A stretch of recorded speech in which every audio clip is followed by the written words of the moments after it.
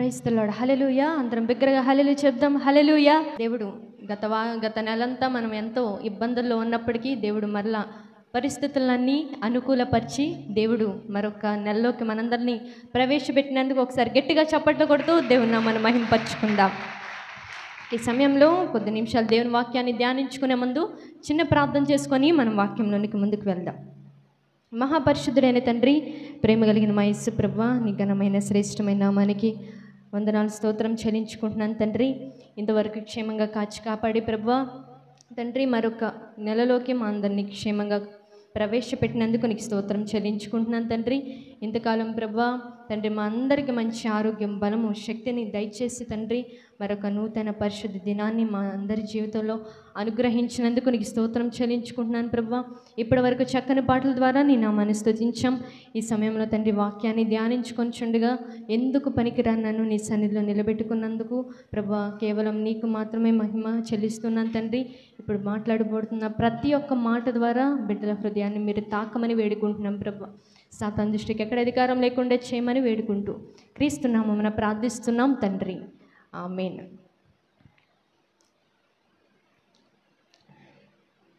మరి మన జీవితంలో అది హమ్మింగ్ వస్తుంది. మన జీవితంలో దేవుని కార్యాలు కంటికి కనబడవు, చెవికి వినపడవు, అలాగే హృదయానికి గోచరం కావు అని ఎప్పుడైనా ఈ వాక్యాన్ని దేవుడు మన జీవితంలో నెరవేర్చారా? నెరవేర్చారు అన్నవారు ఒకసారి గట్టిగా హల్లెలూయా చెప్దాం. హల్లెలూయా. చాలా స్లోగా వచ్చింది. ఎందుకని ఇది మన జీవితంలో దేవుడు నెరవేర్చలేదా? దేవుని కార్యాలు కంటికి కనపడవు, చెవికి వినపడవు, అలాగే హృదయానికి గోచరం కావు. లైఫ్లో దేవుని మీద ఆధారపడి పొందుకున్న కార్యాలు ప్రతి ఒక్కరం మనం చూసాం. చిన్నప్పటి నుండి ఇప్పటి వరకు చాలామంది ఇక్కడ ఉన్నారు, 60 ఏళ్ళ వరకు ఉన్నారు, 60-70 వరకు ఉన్నాం. ఈ యొక్క వాక్యాన్ని దేవుడు మనందరి జీవితంలో దేవుడు నెరవేర్చాడు. అది ఎలా అంటే ఫైనాన్షియల్ ప్రాబ్లమ్స్లో కానీ, హెల్త్ ప్రాబ్లమ్స్లో కానీ, ఆరోగ్యపరంగా అలాగే ఆర్థికంగా దేవుడు ఎన్నో గొప్ప కార్యాలు మన పట్ల చేశారు. ఈ రోజున మనందరం బ్రతికి ఉన్నామంటే అది దేవుని కృపే. ఈరోజు మనందరం ఆరోగ్యంగా ఉన్నామంటే దేవుని కృపే. కొన్నిసార్లు ఊహించని కార్యాలు కూడా కొన్నిసార్లు అన్ఎక్స్పెక్టెడ్గా జరుగుతూ ఉంటాయి. అన్ఎక్స్పెక్టెడ్గా జరిగినప్పుడు ఆ సంతోషాన్ని, ఆ జరిగిన కార్యాన్ని బట్టి హృదయం ఏమవుతుంది? సంతోషం వస్తుంది. ఆ సంతోషం కూడా ఎవరి నుంచి వస్తుందంటే దేవుని నుంచి మాత్రమే మనకు వస్తుంది. అలాగే అనుకోని రీతిలో, అనుకోని పరిస్థితుల్లో, అనుకోని విధంగా కార్యం జరిగిందంటే అది దేవుని యొక్క కృపే. కొన్నిసార్లు మన హృదయము సమస్యకు ముందు మన మనసు ఒకలా ఉంటుంది, సమస్య నుంచి విడుదల పొందిన తర్వాత ఇంకొకలాగా మనం ఉంటాం. అవునా కదండి? సమస్యకు ముందేమో దేవుడు ఎప్పుడు చేస్తాడో కార్యం, అసలు నన్ను చూస్తున్నాడో లేదో అని అనుకుంటూ ఉంటాం. ఎప్పుడైతే సమస్య మన నుండి వెళ్ళిపోతుందో జస్ట్ ప్రభువా నీకు స్తోత్రం అని చెప్పేసుకొని మరలా జీవితాన్ని ఏం చేస్తూ ఉంటాం?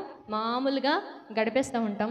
కానీ దేవుడు ఎన్ని పొరపాట్లు మనం చేసినా, ఎన్ని తప్పులు మనం చేసిన అడిగిన కార్యాన్ని దేవుడు చేసుకుంటూ, అలాగే మనము చేసిన పాపాలను కూడా దేవుడు క్షమించుకుంటూ వస్తున్నారు. కాబట్టి మనము ఎంతవరకు దేవునికి నమ్మకంగా ఉంటున్నాం, అలాగే ఎంతవరకు దేవునికి లోబడి జీవిస్తున్నాం. కొన్నిసార్లు మనం ఎలా ఉంటామంటే ఎంత పెద్ద కార్యం దేవుడు మన పట్ల చేసినా దిగులుగా కూర్చుంటాం.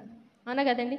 దిగులుగా కూర్చుంటాం. దేవుని సన్నిధికి వచ్చినా నేను స్తుతించేది ఏంటి దేవుణ్ణి, నేను చప్పట్లు కొట్టేదేంటి, నేను హల్లెలూయా చెప్పేదేంటి అని ఏంటో ఇక్కడ ఒక బండరాయిని కూర్చోబెట్టినట్టు, ఏంటో మనల్ని బాగా స్ట్రక్ చేసేసినట్లు, పక్కన ఎవరో గట్టిగా మనల్ని పట్టేసుకున్నట్టు అలా కూర్చుంటాం కదండి. కొన్నిసార్లు ఎంత పెద్ద కార్యం దేవుడు మన పట్ల చేసినా మనం ఎలా ఉంటామంటే దిగులుగా ఉంటాం, నిరుత్సాహంగా ఉంటాం. కొన్నిసార్లు అన్ని పరిస్థితులు బాగున్నప్పటికీ హృదయం ఎలా ఉంటుంది? నిరుత్సాహంగా ఉంటుంది. బాధ ఏముంటుందో తెలీదు, కానీ హృదయం ఎలా ఉంటుంది? నిరుత్సాహంగా ఉంటుంది. అప్పుడు మనం ఏం చేస్తూ ఉంటామంటే ఇంకా దేవుడు నా పట్ల ఎప్పుడు కార్యం చేస్తారు? కానీ మన దేవుల్లో ఉన్న లక్షణం ఏంటంటే జరగదు అనుకున్న కార్యాన్ని దేవుడు జరిగిస్తాడు. హల్లెలూయా. జరగదు అనుకున్న కార్యాన్ని దేవుడు మన జీవితంలో జరిగిస్తాడు ఖచ్చితంగా. కాబట్టి ఎందుకు మనం నిరుత్సాహంగా ఉంటున్నాం? ఇప్పుడున్న పరిస్థితులను బట్టి ప్రతి ఒక్కరం నిరుత్సాహంగా ఉన్నాం. నాకు ప్రభువా నెక్స్ట్ నెలలో నేను వాక్యం చెప్పాలి, ఏం వాక్యం చెప్పాలి ప్రభువా అని నేను ప్రార్థన చేసుకుంటున్నప్పుడు యోబు గారిని దేవుడు నాకు జ్ఞాపకం చేస్తూ ఉన్నారు. యోబు గారిలో ఒక అద్భుతమైన మాటలను మనం ఈరోజు ధ్యానించుకోబోతున్నాం. చూద్దాం పరిశుద్ధ గ్రంథంలో నుంచి. యోబు గ్రంథము 1వ అధ్యాయము. పరిశుద్ధ గ్రంథం నుంచి యోబు గ్రంథము 1వ అధ్యాయము 9-10 వచనాలు చదువుకుందాం. పరిశుద్ధ గ్రంథం నుంచి యోబు గ్రంథము 1వ అధ్యాయము 9-10 వచనాలు చదవండి. అని అడుగగా అపవాది, యోబు ఊరకయే దేవుని యందు భయము భక్తి కలిగివాడయ్యనా, నీవు అతని ఇంటి వారికిని అతనికి కలిగిన సమస్తమును చుట్టూ కంచె వేసితివి కదా. నీవు అతని చేతి పనిని దీవించుచుండుట చేత అతని ఆస్తి దేశములో బహుగా విస్తరించి ఉన్నది. చాలండి. ఇక్కడ మనం ఒకసారి బైబిల్స్ ఉన్న వారందరూ, చదవటం వచ్చిన వారందరూ నేను చెప్పిన వచనాన్ని ఒకసారి మరలా చదువుదాం. 9వ వచనంలో అని అడుగగా అపవాది అని ఉంది. చూసారు అక్కడ? అని అపవాది ఏమంటున్నాడు? యోబు ఊరకనే దేవుని యందు భయము భక్తి గలవాడయ్యనా, నీవు అతని ఇంటి వారికి సమస్తం ఇచ్చావు. నీవు అతని చేతి పనిని దీవించుచుండుట చేతే అతని ఆస్తి దేశంలో బహుగా విస్తరించి ఉన్నది. ఈ మాటను ఎవరు చెప్తున్నారు? చూసారు అక్కడ ఉన్న వాక్యాన్ని? ఎవరు చెప్తున్నారు? చెప్పాలి నాకు రిటర్న్. ఎవరు? అపవాది. అక్కడ అపవాది చెప్తున్నాడు. ఎవరి గురించి చెప్తున్నాడు? యోబు గురించి చెప్తున్నాడు. ఏమని చెప్తున్నాడు? దేవుడంట యోబు చేతిని దేవుడు ఆశీర్వదిస్తే ఈయన ఆశీర్వదించబడ్డాడంట. కానీ మనం ఏం చేస్తూ ఉంటాం? నా చేతులతో నేను చేసుకున్నా, నా చేతులతో నేను పొలంలో పసుపు వేయించుకున్నా, నా చేతులతో నేను వాటర్ పెట్టించుకున్నా అని అనుకుంటాం. కానీ వర్షం వచ్చినప్పుడు వర్షం ఎవరిచ్చారు?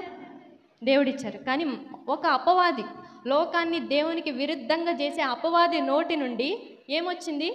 అపవాది అంట యోబుని దేవుడు ఆశీర్వదిస్తేనే ఈయన ఆశీర్వదించబడ్డాడు. ఈ విషయాన్ని మనం ఎప్పుడు మర్చిపోకూడదు. ఎందుకంటే కొన్నిసార్లు నేను చేసుకున్నా కాబట్టి నాకు డబ్బులు వచ్చినాయి, నేను ఆశీర్వదించబడ్డాను అని మనం ఎప్పటికీ అనుకోకూడదు. మనకన్నా వేస్ట్ పర్సన్ చెప్తున్నాడు. ఎవరు? అపవాది. ఏమంటున్నాడంటే మనల్ని ఆశీర్వదించేది ఎవరంట? దేవుడు. మన చేతి పనిని కూడా ఆశీర్వదించేది ఎవరు? దేవుడంట. నిజంగా నేను ఈ వాక్యాన్ని చదివినప్పుడు షాక్ అయిపోయాను. చాలామంది వింటూ ఉన్నాం మనం, నేను చేసుకున్నాను, ఎంతయ్యా పనులు చేసుకొని వస్తున్నాం, దేవునికి తెలుసు కదా నేను పని చేసుకొని వచ్చానని అనుకుంటూ ఉంటాం. కానీ ఆ చేసుకున్న పనిలో బలాన్ని నింపింది ఎవరు? దేవుడు అనేది మనం ఎప్పటికీ మర్చిపోకూడదు. కాబట్టి కొన్నిసార్లు జీవితంలో అన్ఎక్స్పెక్టెడ్గా సమస్యలు వస్తూ ఉంటాయి.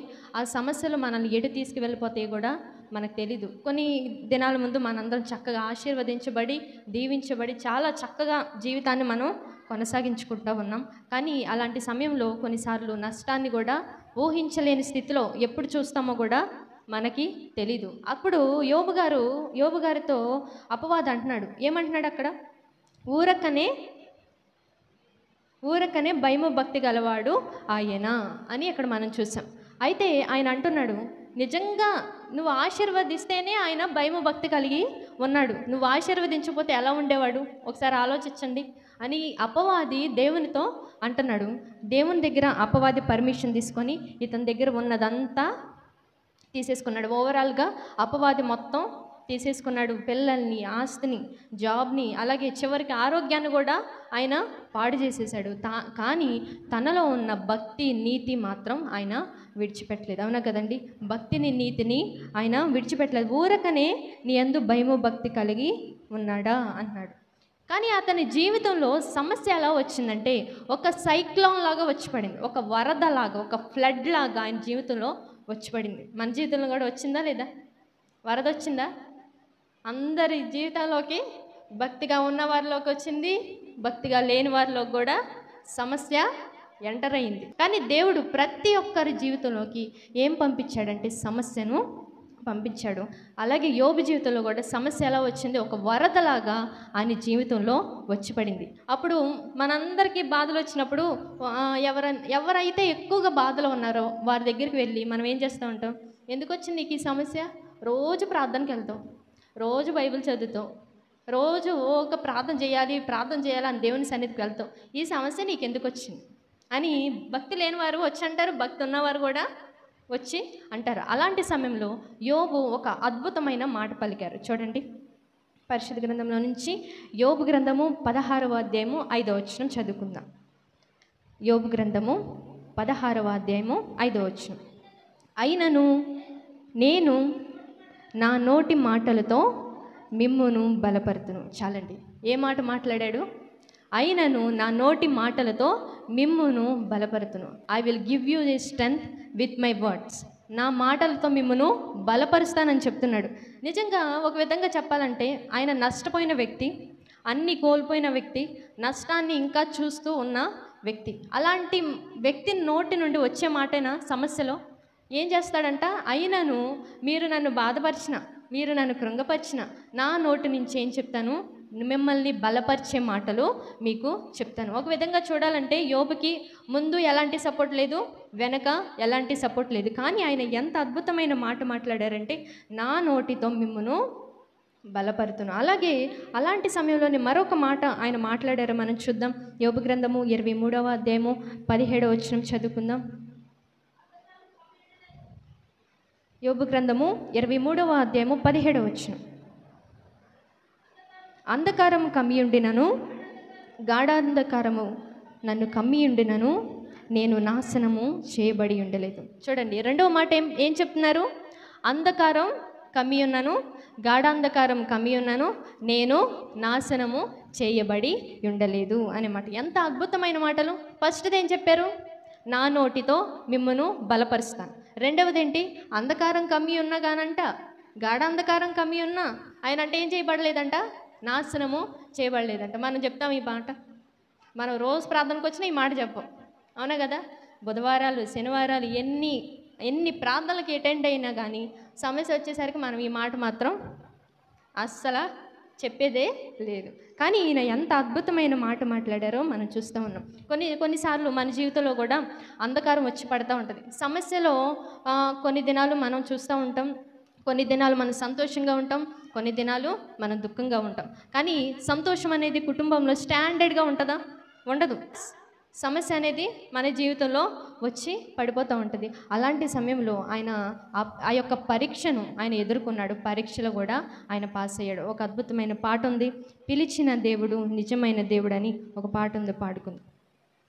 పిలిచిన నీవు నిజమైన వాడవు, నన్ను హెచ్చించే ఆలోచన గలవాడవు, ఏదేమైనను కొనసాగించితివి, నీపై ఆధారపడుటకు అర్హుడవు.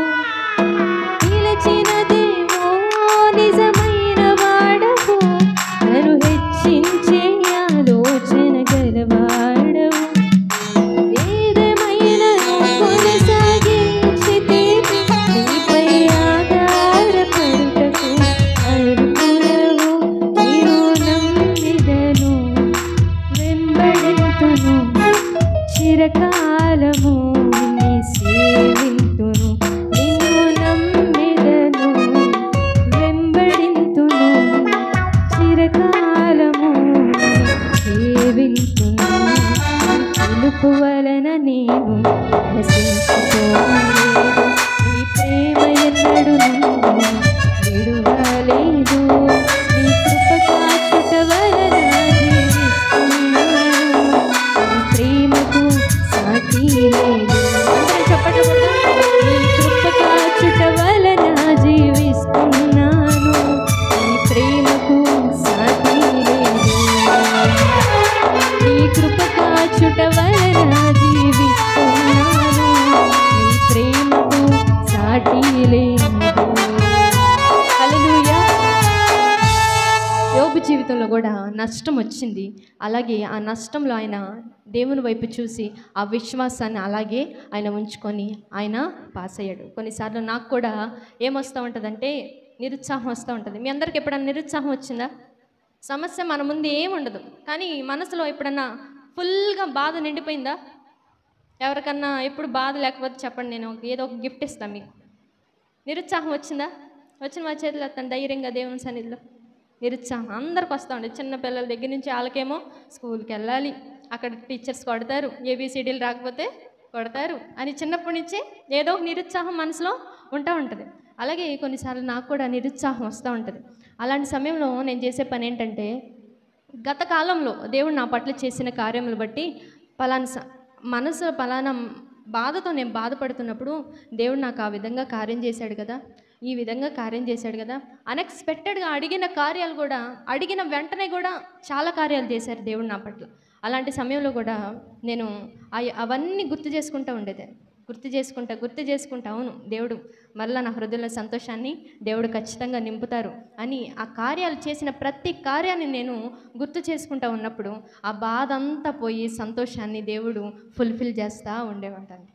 అసలు నిజంగా ఏముండదు సమస్య ముందు, కానీ ఏంటో హృదయంలోకి నిరుత్సాహం వచ్చేస్తూ ఉంటుంది. ఏముండదు, కానీ గుండెలు బద్దలయ్యేంత బాధ నిండుకొని ఉంటుంది లోపల. అలాంటప్పుడు ఆ కార్యం చేశాడు యేసయ్య. ఈ కార్యం నేను అడగగానే చేశారు, అలా ప్రార్థించుకున్నప్పుడు దేవుడు నా పట్ల చేశారు అని అవన్నీ నేను గుర్తు చేసుకుంటున్నప్పుడు ఆ నిరుత్సాహం అంతా పోతుంది. కొన్నిసార్లు మన జీవితంలో కూడా మన పాపములను బట్టి సమస్య వస్తుంది. కొన్నిసార్లు మనల్ని పరీక్షించటానికి సమస్యలు వస్తూ ఉంటాయి. మనం గత నెలలో ఫ్లడ్స్ని మనం చూసాం. అన్ఎక్స్పెక్టెడ్గా వాటరు వచ్చేసినాయి, ఇల్లు అలాగే పొలాలు అన్నీ నిండిపోయినాయి. అన్ఎక్స్పెక్టెడ్గా వాటర్ వచ్చేసినాయి. అర్ధరాత్రికే మొత్తం వచ్చేసినాయి. 3 గంటల సమయంలో మేము లేచి చూసినప్పుడు చర్చి ముందున్న ప్లేస్లోకి వాటర్ ఫుల్గా వచ్చేసినాయి. తర్వాత 6కి లేచి చూస్తే చర్చిలోకి వచ్చేసినాయి. తర్వాత 8, 10, 8, 9 ఆ టైంలోకి ఇంకా లోపలికి వచ్చేసినాయి. ఇంట్లోకి వచ్చినాయి, బాత్రూమ్స్ అన్నీ ఫుల్ఫిల్ అయిపోయినాయి, అన్నీ వాటర్ వచ్చేసినాయి. కానీ ఒక విధంగా మనకి న్యూస్ ద్వారా ఏ ఇన్ఫర్మేషన్ మనకు తెలియలేదు, ఎందుకంటే వాటర్ ఇలా వస్తాయని మనకు తెలియలే. కానీ అన్ఎక్స్పెక్టెడ్గా వాటర్ వచ్చేసినాయి. అన్ఎక్స్పెక్టెడ్గా మొత్తం ఒక్క రోజులోనే మన గ్రామం అంతా నిండిపోయినప్పటికీ మళ్ళీ ఎంత పెద్ద ఫ్లోటింగ్తో వచ్చిందో మనం న్యూస్లో చూసాం. వచ్చిన తర్వాత ఇంకా 2 రోజులు 3 రోజులు వాటర్ ఖచ్చితంగా అలాగే ఉంటాయి అని చెప్పారు, ఇంకా వస్తాయి అని కూడా మనకు చెప్పారు. కానీ ఇక్కడుండి అందరం ప్రార్థన చేసుకున్నాం, ఎవరెళ్ళల్లో వాళ్ళు ప్రార్థన చేసుకుంటూ ఉన్నాం. దేవుడు ఆ ఎంత పెద్ద ఫ్లోటింగ్తో వచ్చిందో మళ్ళీ అదే ఫ్లోటింగ్తో 1.5 డేలో మొత్తం వెనక్కి వెళ్ళిపోయినాయి. హల్లెలూయా! ఎంత వాటర్ వెనక్కి వెళ్ళిపోయినాయి. నిజంగా చిన్న గ్రామం నిజంగా ఎంత పెద్ద సిటీ పక్కనే ఉన్న విజయవాడ 10 డేస్ వరకు వాటర్ అలాగే ఉండిపోయినాయి. వాళ్ళతో పోల్చుకుంటే మన దేవుడు ఎంతో కాచి కాపాడారు అనగదండి. ఆ తర్వాత ఫ్లడ్స్ అంతా, వరద అంతా తగ్గిపోయిన తర్వాత, ఆ ఫ్లోటింగ్ అంతా తగ్గిపోయిన తర్వాత నేను ప్రార్థన చేసుకున్నాను. అసలు ఈ చర్చి మనం కట్టాల్సిందేనా అనుకోలే. అసలు ఏదో మనం భోజనాలు చేసుకోవటానికి చిన్న ఆ యొక్క సామాన్ని మనం చర్చిలో ఒక రూమ్ పెట్టుకోవటానికని ఒక చిన్న రూమ్ వేసుకుందాం అని అనుకున్నాం. తర్వాత ప్రార్థన చేసే కొద్దికి ఒక స్లాబ్, తర్వాత 2nd స్లాబ్, తర్వాత 3rd స్లాబ్ అలా వేసుకుంటూ వచ్చాం. మైలు చూస్తే ఎలా ఉండిద్ది, ఒక మనిషి వస్తే ఇంకో మనిషి కూర్చోలేనంత ఇరుగ్గా. ఒక ఫ్యామిలీ ఇంటికి వచ్చింది అనుకోండి, ఎలా ఉండిద్ది, అందరం బయటికి వెళ్ళి ఆమెను కూర్చోబెట్టాల్సి వచ్చింది, పూరిల్లు. అయితే అది కూడా కనపడట్లా. అప్పుడు నేను ఇక్కడుండి ఆ ఇల్లును చూస్తూ ఉన్నప్పుడు, ప్రభువా ఇంతది మాకు ఇచ్చాం, నిజంగా ఏదో మేము చిన్నది ఆలోచించాం, చిన్న రూమ్ వేసుకుందామని అనుకున్నాం, కానీ ఇంతది పెద్దది ఇచ్చి మమ్మల్ని ఈ రోజున క్షేమంగా ఉంచడానికేమోనయ్యా మాకు ఇంత మందిరాన్ని ఇచ్చాను. దేవుని నేను ఎంతగానో స్తుతించానండి. నాకు ఏడుపు వచ్చేసింది, ఎందుకంటే వాటర్ ఏమో అన్ఎక్స్పెక్టెడ్గా వచ్చేసినాయి. గబుక్ని మేము పామర్ వెళ్ళిపోవటానికి కూడా లేదు, ఎందుకంటే వాటర్ ఫుల్గా వచ్చేసినాయి. ఇక్కడి నుంచి చూస్తుంటే మా ఇల్లు గోడ కనపడట్లా, ఆ బయట గోడ ఉంటుంది కదా, ఆ గోడ కూడా నిండిపోయి చాలా హై లెవెల్లో వాటర్ వచ్చేసినాయి. అయితే ఇక్కడ నుంచొని ప్రభువా ఈరోజు మందిరాన్ని ఇచ్చావు, ఇక్కడే ఉంటున్నాం ప్రభువా, నేను ఎంత కాపాడుతున్నావు, ఎంత ప్రేమిస్తున్నావు మా యొక్క గ్రామాన్ని, అలాగే మమ్మల్ని ఎంతగానో ప్రేమించి 1 డేలో మొత్తం రీకవర్ చేసావు ప్రభువా, నేను ఏదో ఒకటి చేయాలని. ఆ వాటర్ అంతా తగ్గిపోయిన తర్వాత నేను చర్చిలోకి వచ్చి ఇవన్నీ తీసేసి, కార్పెట్స్ అన్నీ తీసేసి, ప్రభువా కర్రతో తుడవచ్చు ఎలా అయినా, అవునా కదండి, కర్రతో క్లీన్ చేసుకోవచ్చు చర్చ్ని, కర్రతో నేను క్లీన్ చేయను. ఒక క్లాత్ తీసుకొని చర్చ్ మొత్తం నా చేత్తో నేను తుడవాలని నేను మొక్కుబడి చేసుకున్నాను. మొత్తం స్టార్టింగ్ నుంచి ఎండింగ్ వరకు మొత్తం నేను ఏడ్చుకుంటా తుడిచానండి. ఎంత కాపాడావు ప్రభువా, మమ్మల్ని ఎంత కాచి కాపాడావు, నిజంగా ఎంత గొప్ప కార్యం. ఒకసారి ఊహించుకోండి, మన యొక్క గ్రామంలోకి ఇంత శోధన వచ్చినప్పటికీ ఇంత కాచి కాపాడంటే దేవుని యొక్క కృప. మొత్తం నేను ఏడ్చుకుంటా తుడిచానండి. చేత్తో కర్రతో ఏమన్నా నుంచొని మనం తుడిసేయచ్చు, కొంతసేపు అలా కూర్చొనన్నా తుడుచుకోవచ్చు. కానీ నేను చేత్తో మొత్తం తుడవాలని నేను నిర్ణయించుకున్నాను. మొత్తం నేను క్లీన్ చేశాను. తర్వాత ఈ ఫ్లోటింగ్ అంతా తగ్గిపోయిన తర్వాత నాకు జలుబు ఫ్లోటింగ్ ఎక్కువైపోయింది బాగా. ఇప్పుడు సాతానికి ఏంటంటే ఇక్కడ నిలబడి దేవుని కార్యం జరుగుతూ ఉన్నప్పుడు ఇక్కడ ఎవరిని కృంగ పరిస్థితి దేవుని కార్యం జరగదో కూడా అపవాదికి బాగా తెలుసు. అయితే ఆ రోజు సండేనండి. సండే ఆ ముందు రోజు వరకు ఆరోగ్యం బాగానే ఉంది. ఎప్పుడైతే సండే మార్నింగ్ లెగవగానే విస్తారమైన జలుబు, ఊపిరి తీసుకోలేని పరిస్థితుల్లో నేను ఉన్నాను. అయితే అలాగే సండే స్కూల్ నేను పెట్టాను. తర్వాత వర్షిప్ ఇక్కడ ప్రార్థన జరుగుతూ ఉంది. అలాగే 4 సాంగ్స్ అలాగే 5 సాంగ్స్ పాడారు. ఆ ప్యాడ్ కొట్టేటప్పుడు ఆ ఒక్క చెయ్యి ఆపి తుడుచుకోలేము కదండి. ప్లే చేస్తున్నప్పుడు ఒకసారి సాంగ్ స్టార్ట్ అయిందంటే మళ్ళీ ఎండింగ్ దాకా మేము ప్లే చేస్తూనే ఉండాలి. మరి అలాంటి టైంలో నాకు ఫ్లోటింగ్ ఆగట్ల, ముక్కులో నుంచి బాగా జలుబు వచ్చేస్తుంది. ప్రభువా నా వల్ల కావట్లా, నా వల్ల కాకపోయినా ఓకే, కానీ ఇక్కడ నీ పని జరుగుతుంది, నీ పని సరిగ్గా జరగలేకపోతుంది, నేను సరిగ్గా ప్లే చేయలేకపోతున్నాను. నువ్వు నాకు అన్ఎక్స్పెక్టెడ్గా నువ్వు కార్యం చేయాలి, దీన్ని అర్జెంటుగా దీన్ని తీసేయాలి, ఫస్ట్ నీ కార్యం జరగాలి. నేను పడితే పడ్డాను బాధ, ముందు నీ కార్యం జరగాలి, సక్రమంగా నేను జరగాలి అని నేను ప్యాడ్ ప్లే చేస్తానే నేను ప్రార్థన చేసుకుంటున్నాను. తర్వాత వర్షిప్ చేయడానికి మమ్మీ వాళ్ళు వచ్చారు, పాడబడుతూ ఉన్నారు. ఎప్పుడైతే పల్లవి స్టార్ట్ చేసి మళ్ళీ ఇంటర్లోడ్కి వెళ్తున్నారు, మధ్యలో ఆ మ్యూజిక్ వేస్తారు కదా మధ్యలో, ఆ దానికి వెళ్ళే సమయానికి నిజంగా పూర్తిగా ఫ్రీ అయిపోయింది నా ముక్కు. అంత గొప్ప కార్యం దేవుడు నా పట్ల అడగగానే చేశారు. ఒకసారి గట్టిగా చప్పట్లు కొడుతూ దేవుని నామమున మహిమపరచండి. ఇలా ఎన్నో నేను దేవుని నుండి అడిగిన వెంటనే ఎన్నో గొప్ప కార్యాలను నేను ఆయన అడిగి నేను పొందుకున్నానండి. కాబట్టి మన జీవితంలో కూడా దేవుడు ఎన్నో కార్యాలు మన పట్ల చేశారు. లెక్క పెట్టగలమా? ఏళ్లతో లెక్క పెట్టలేము. అన్ని గొప్ప కార్యాలు దేవుడు మన పట్ల జరిగించారు. ఈ యొక్క జీవితంలో టెంపరీగా మనం జీవించొద్దు. ఎందుకంటే ఇక్కడ జీవించిన దాన్ని బట్టే గురి యొద్దకు చేరవలసిన ప్రయాణం మనకు ముందు ఎంతో ఉంది. ఆ గురి యొద్దకు చేరాలంటే ఇక్కడ మనం సరిగ్గా జీవిస్తే, సరిగ్గా మనం ప్రార్థించుకొని దేవుని కోసం నమ్మకంగా బ్రతికితే పరలోక రాజ్యానికి మనము చేరతాం. కాబట్టి ఇప్పటివరకు దేవుడు ఎన్నో అందించాడు, అవసరాలను తీర్చాడు.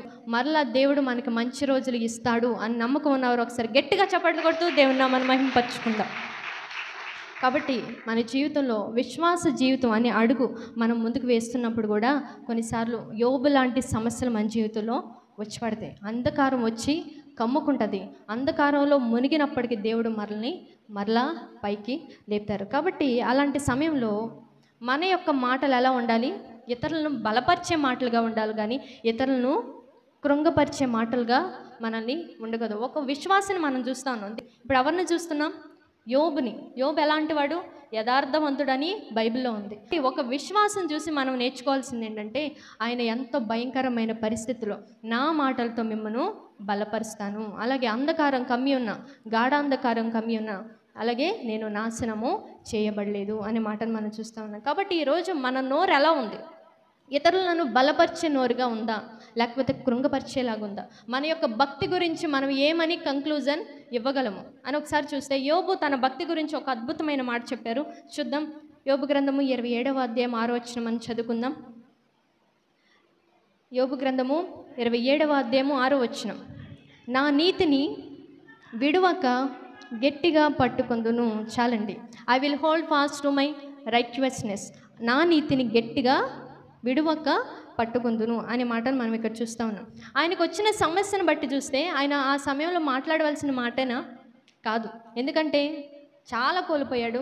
సమస్యలో నీతి గురించి మాట్లాడవలసిన సమయం కూడా అది కాదు. అలాంటి పరిస్థితులు ఆయన మాట్లాడిన మాట, నా నీతిని విడువక గట్టిగా నేను పట్టుకుందును. కొన్నిసార్లు నీతిని గట్టిగా పట్టుకోవాలంటే మన వల్ల కాదు, నా వల్ల కాదు అనేసుకుంటాం. ఇంకా సహనం ఉండదు. సహనానికే సహనం కోల్పోయినట్లు ఉంటుంది. అలాంటి సమయంలోనే మన యొక్క భక్తి ఏంటో, మన యొక్క విశ్వాసం ఏంటో అలాంటి సమయంలోనే బయటపడుతూ ఉంటుంది. కాబట్టి కొన్నిసార్లు సమస్యలు వస్తూ ఉంటాయి. సమస్యలు మనం ఎదుర్కొంటూ ఉన్న సమస్యను దేవునికి వదిలేసి ఆ సమస్యలో మనం కృంగపరుస్తున్న ఆత్మీయ జీవితాన్ని మనం ఎప్పుడూ బలపరుచుకుంటూ ఉండాలి. కానీ నీరసం అయిపోతున్న సమయంలో మనం గత కాలంలో విన్న వాక్యాలన్నీ మనం గుర్తు చేసుకొని ఆయనలో మనం బలపడుతూ ఉండాలి. కాబట్టి మన భక్తి గురించి ఈరోజు మనం ఏం చెప్తున్నాం? ఎప్పుడో రక్షణ పొందాం, అవునా కదండి? నాకన్నా ముందు రక్షణ పొందిన వాళ్ళు ఉన్నారు. ఎప్పుడో 20-30 ఏళ్ళు అయ్యి ఉంటాయి దేవుని రక్షణ పొంది, అవునా కదండి? తెలుసా మీకు ఎప్పుడు బాప్తిసం తీసుకున్నారో తెలుసా? ఎన్ని సంవత్సరాలు అయ్యి ఉంటుంది ఒకసారి ఆలోచించుకోండి. అప్పటి నుంచి మనం దేవుని కోసం, దేవుని బిడ్డగా మనం బ్రతుకుతూ వస్తున్నాం. సో ఈ భక్తిలో మనం ఎన్నో వాక్యాలు విన్నాం. ఈ విశ్వాస జీవితంలో ఎన్నో వాక్యాలు మనం వింటూ వచ్చాం. కాబట్టి ఈరోజు మన భక్తి గురించి మనం ఏం చెప్పగలం? నేను స్ట్రాంగ్గా ఉన్నాను, I'm really strong in God, నేను దేవునిలో కరెక్ట్గా ఉన్నాను, ఇంకా నాలో విశ్వాసం బ్రతికి ఉందని మనం చెప్పగలమా మన భక్తి గురించి? చాలామంది చెప్పలేరు. ఏంటోనమ్మా వచ్చింది సమస్య, దేవుడు మంచి రోజులు ఇచ్చినప్పుడు చూద్దాంలే అని మాటలో ఇప్పుడు కూడా వచ్చేవారు కూడా ఉన్నారు. కానీ యోబు నుంచి మనం చూడాల్సింది ఏంటంటే ఆయన సమస్యలో 3 అద్భుతమైన మాటలు పలికారు. The first one is I will strengthen you with my words, నా మాటలతో మిమ్మను బలపరుస్తాను. The second one is I have not been destroyed by darkness or darkness, అంధకారం కమ్మి ఉన్నాను, గాఢాంధకారం కమ్మి ఉన్నాను, నేను నాశనము చేయబడి ఉండలేదు. The third one is I will hold fast to my righteousness, నా నీతిని విడువక గట్టిగా నేను పట్టుకుందును. 3 అద్భుతమైన మాటలు మనం చూసాం. కాబట్టి మన యొక్క విశ్వాస జీవితం ఎలా ఉంది? మన యొక్క విశ్వాస జీవితంలో మనం సాక్ష్యం చెప్తున్నప్పుడు ఇక్కడ ఏదో ఘనంగా చెప్పుకోవచ్చు. ఇక్కడ మనుషులను చూసుకొని నేను అలా ప్రార్థన చేసుకుంటున్నాను, ఇలా ప్రార్థన చేసుకుంటున్నాను అని చెప్పుకోవచ్చు. కానీ దేవుని దగ్గర మాత్రం కూడా మనం ఎంత ప్రెస్టేజ్ పోతే కుదరదు. దేవుని దగ్గర అయినా మనం అయ్యా నా భక్తి అలా ఉంది, నేనేదో ఆ రోజు అలా చెప్పేశాను, తెగ ప్రార్థన చేసుకుంటున్నాను, ఒకరోజు పెట్టుకొని ప్రార్థన చేసుకుంటున్నాను అని చెప్పుకోవచ్చు. కానీ దేవుని దగ్గర లోబడి ప్రభువా నా అంతరంగం ఎలా ఉందో తెలుసు, నేను విశ్వాసంలో ఎంత బలపడ్డానో నీకు తెలుసు, ఎంత నీరసిల్లిపోయానో నీకు తెలుసు ప్రభువా అని ప్రార్థన చేసుకొని దేవుని దగ్గరన్నా కనీసం మనం నిజం చెప్పాలి. మనుషుల దగ్గర ఎటు చెప్పుకొని చేసుకుంటున్నానులే, బాగానే ఉన్నానులే అని చెప్పుకోవచ్చు. కానీ దేవుని దగ్గర ఈరోజు మనం దేవుని సన్నిధిలో ఉన్నాం. మన భక్తి గురించి మనం ఏం చెప్పగలుగుతున్నాం? మనం విశ్వాసంలో ఎంత స్ట్రాంగ్గా ఉన్నాం, ఎంత బలంగా ఉన్నాం? విన్న ఫస్ట్ నుంచి బాప్తీసం పొందిన దగ్గర నుంచి ఇప్పుడు దాకా నేనైతే 10 సంవత్సరాలు అయిందండి బాప్తీసం తీసుకొని, 10 సంవత్సరాలు కరెక్ట్గా. అయితే మీరు ఇంకా నాకన్నా పెద్దవారు ఇక్కడ ఉన్నారు, మీకు ఇంకా 30-40 ఏళ్ళ అనుభవం ఉండుంటుంది. మరి మీరేం చెప్పగలరు? ఒక విశ్వాస జీవితంలో బలపడుతున్నాం మనం ఎన్నో సంవత్సరాల నుంచి, వారంలో మనం ఎన్నోసార్లు మన ప్రార్థనకు వస్తూ ఉన్నాం. అయితే మన భక్తి గురించి మనం ఏం చెప్పగలుగుతున్నాం? ఎలాంటి లెవెల్లో ఉన్నాం? ఏ లెవెల్లో ఉన్నాం? విశ్వాస జీవితంలో ఎంత లెవెల్లో ఉన్నాం? లోలో ఉన్నామా, మిడిల్లో ఉన్నామా, హై లెవెల్లో ఉన్నామా? విశ్వాస జీవితంలో అనేది ఈరోజు మనం ప్రార్థన చేసుకుందాం. మనం అయితే మామూలుగా కేవలం సండేనే ప్రార్థన పెడితే మన భక్తి ఎలా ఉండేది? ఏదో నామకార్థ భక్తిగా అలా ఉండిపోయేది. నేను ఇక నుంచి ఒక పని చేద్దాం అనుకున్నా, మనకు ఒకరోజు పెడితేనే ప్రార్థన సరిపోవట్లా. బుధవారం పెట్టినా, శుక్రవారం పెట్టినా, శనివారం పెట్టినా మన జీవితాలు పడిపోతూ ఉన్నాం, మళ్ళీ లెగుస్తూ ఉన్నాం, అవునా కదండి? ఎన్నిసార్లు పడిపోయి ఉంటాం, అవునా కదా? మళ్ళీ లెగుస్తూ ఉన్నాం, మళ్ళీ హృదయాలను బలపరుచుకుని మళ్ళీ పడిపోతూ ఉన్నాం. కాబట్టి ఈరోజు మనం చూసిన వాక్యాన్ని బట్టి యోబు పడిపోయిన స్థితిలో ఉన్నప్పటికీ అంత కోల్పోయిన వ్యక్తి ఒక 3 అద్భుతమైన మాటలు ఆయన పలికారు. మొదటిది ఏంటి చెప్పండి ఒకసారి? నా మాటలతో మిమ్మును బలపరుస్తాను. రెండవది అంధకారం కమ్మి ఉన్నాను, గాఢాంధకారం కమ్మి ఉన్నాను, నేను నాశనము చేయబడి ఉండలేదు. మూడవది నా నీతిని గట్టిగా పట్టుకుందును. 3 అద్భుతమైన మాటలను మనం చూసాం. కాబట్టి ఈ 3 అద్భుతమైన మాటలను ఒక విశ్వాసం నుంచి మనం చూసాం. అలాగే మన యొక్క హృదయాలను కూడా బలపరుచుకొని దేవుళ్ళు స్థిరంగా ఉందాం. దేవుడి కొద్ది మాటలు దీవించి ఆశీర్వదించునుగాక.